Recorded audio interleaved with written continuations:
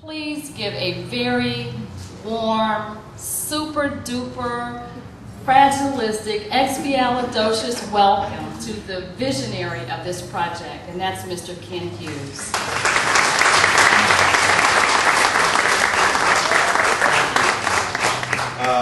I feel like the girlfriend of the president in the American President film, where she said, "Now, I'm going to screw this up, but sit and listen to me until I'm finished."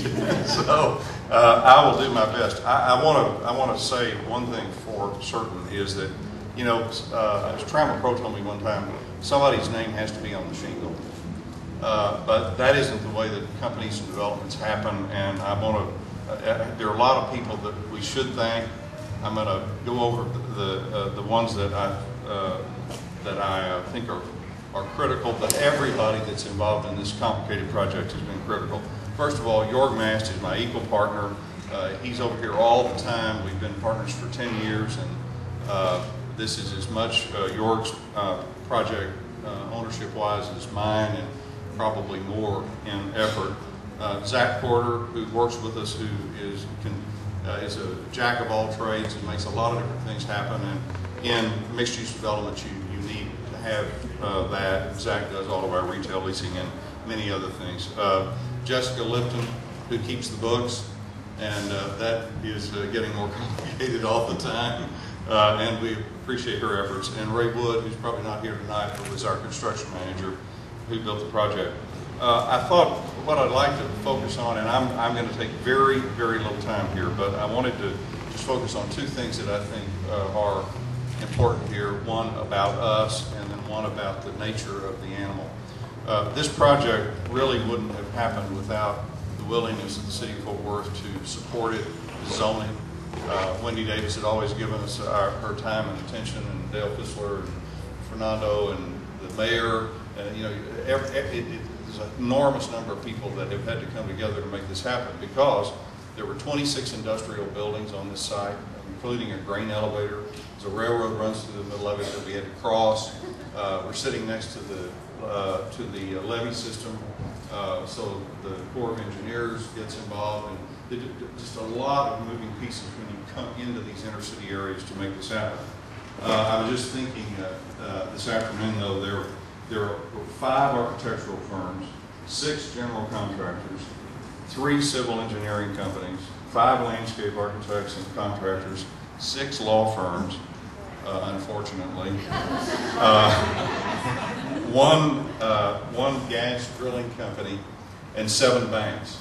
I don't know, Jorg will remember, and Jessica probably better than anybody, but I think once we complete once the Greystone completes the project that you can see the cranes on now, we will have put about $200 million or so on the ground here, and this project was worth about $5 million in tax value when we started.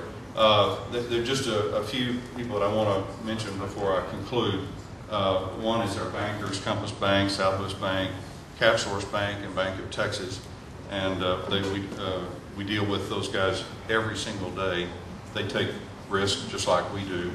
Our equity partners are Foster's Lager from Australia, who originally owned the land and came to us to develop it. And so they're a long way away, and that takes some special coordination.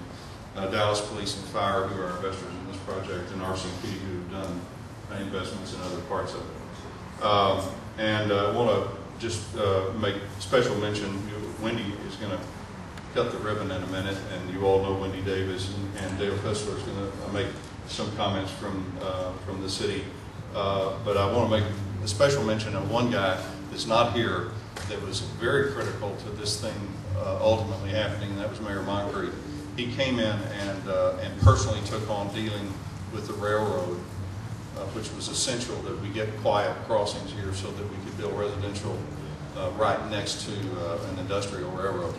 And so we're grateful for that. And so over the 8 years, there have been a lot of people that have made this happen. I'm going to conclude by saying one thing, since it's Earth Day. I'm kind of Wendy can't figure me out. I'm a conservative with kind of a liberal bent. I believe in positive and responsible development of cities. And in the 30 years that we've been in the business, the projects that we have built, I think are all sustainable buildings when people weren't talking about sustainability. We built Mockingbird Station in Dallas, which sits on the dark rail line. We own the Kirby Building in downtown Dallas, which is a large residential building, sits on the rail line. And the vision here that Jorg and I had originally was that this rail line would ultimately be public transportation. The mayor and the city are looking at the trolley up and down 7th Street, which I believe if you stay with it, that'll ultimately happen. So what we hope that we've done is we've produced successful buildings that have made money for us that have a small carbon footprint. So people choose to get on the bus here, and I promise you this is possible. Get on the bus right here, go downtown, you get on the Trinity Railway Express, you get to Dallas, you get on DART, and you go to Mockingbird Station.